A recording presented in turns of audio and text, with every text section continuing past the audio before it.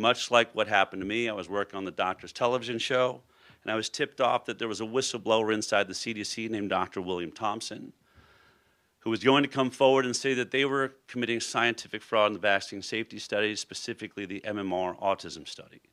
I made a documentary ultimately about that because, as many of you are aware, I pitched it to my executive producers.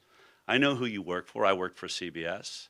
And they said, we're never going to go near that story. There is no way we are going to do a story that calls out the CDC and says that they're committing fraud of any kind, because we got to go and report on the latest flu epidemic, and they would let us behind the scenes, and we would make it into television, and we're not going to hurt that relationship. We're also not going to go after a product made by Merck, who's just one of the pharmaceutical companies that fund this show and fund most of television. As you well know, if you work in television, somewhere between 50 to 70% of advertising is coming from the pharmaceutical industry, which is why you're mandated to write the things that you write and told the things that you cannot write. So sometimes it takes courage to step out and do investigation beyond that. Let me show you very quickly where that investigation should start for all of you. These are vaccine inserts.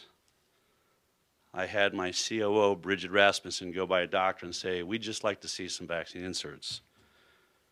Twinrix, I mean, I could read them off, Haverix, Shingrix. They didn't do infants, so we didn't get hepatitis B and those things, but I find it shocking, and you should find it shocking as a reporter, how many times I've read, well, the experts say, when Del Bigtree or Robert Kennedy Jr. says that there's been no placebo-based trials to establish safety prior to licensure, I would probably put money that none of you reporters have ever grabbed one of these and read it. Or if you did, then how did you write? The experts say that that is misinformation, because it's written in every single insert that shows up with every single vaccine that you've taken and that our children have been given. And so when people say, is Robert Kennedy Jr. going to take a vaccine away?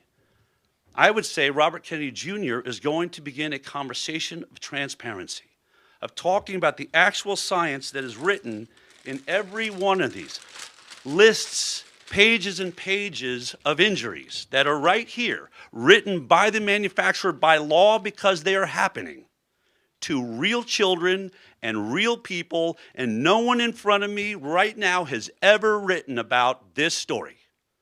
Why?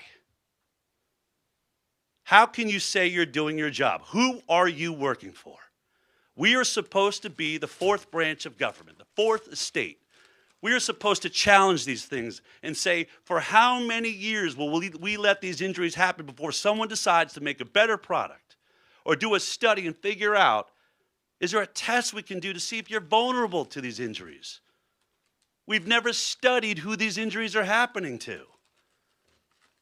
Sure, go ask the experts, just like Tony Fauci, who told you social distancing was science, and questioning him was questioning science itself. Just like the vaccine stops transmission, which every single one of you wrote. I don't know how many of you have apologized for getting wrong. But on the high wire one day before anyone, the show that I do online, before anyone received a COVID vaccine, I read the emergency use authorization by the FDA. And it said very clearly, this study could not prove whether or not this vaccine can stop transmission. So what were you writing about? Where was your science, and exactly how do you call the people that got it right the spreaders of misinformation?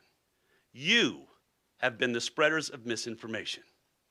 You have gotten it wrong, and America is still waiting for an apology.